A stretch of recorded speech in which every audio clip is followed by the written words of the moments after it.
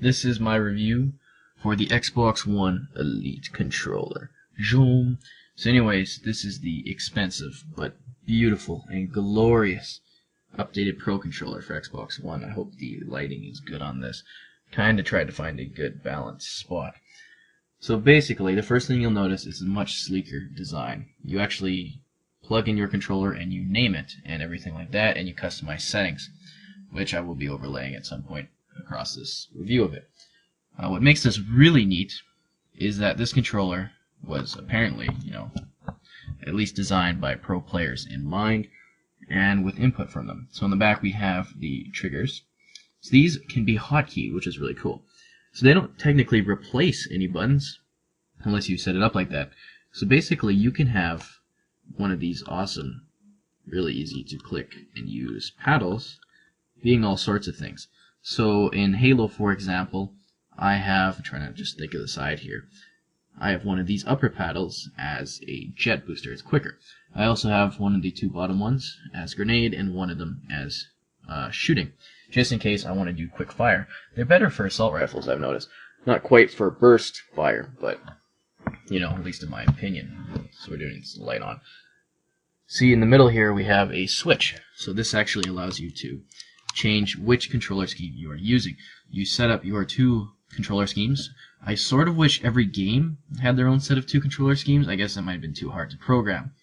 But basically you have two controller schemes that are hotkeyed constantly.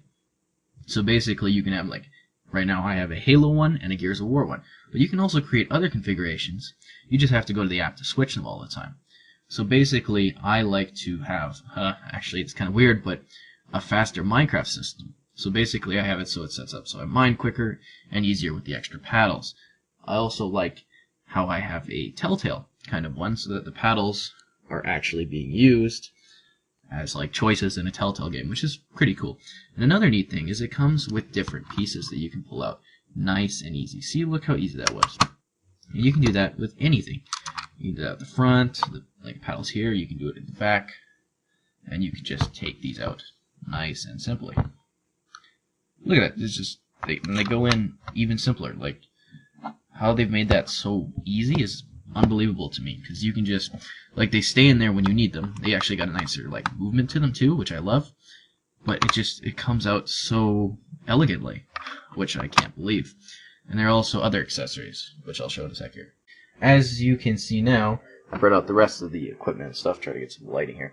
This is the USB connector cord you get, very strong and somehow really too intense. Not really necessary considering you can update your controller wirelessly now, which you kind of have to when you first get this. But I wanted to show off the other components. So basically we have the other sort of devices available, or the other analog sticks. So we got a regular traditional D-pad. We also have some different thumbsticks, because everybody has different preferences. See, this one is a little more, just a slight variation on the other one. But these ones are the more kind of, I want to say PlayStation-like paddles, where they're, they stick out, which I don't like, but, everyone's got preferences. And they come in this nice little intense carrying case, because pro as hell or whatever. So you put that away. So basically, I hate giving like actual scores and stuff for hardware like this, but this is a beautiful, beautiful controller. The nice grip on the side there. I'm gonna have to give it a 9 out of 10.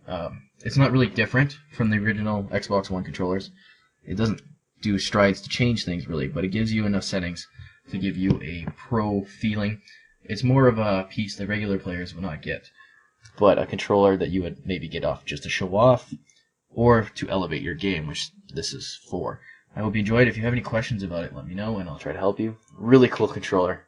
Definitely worth checking out, and it is awesome for Xbox One.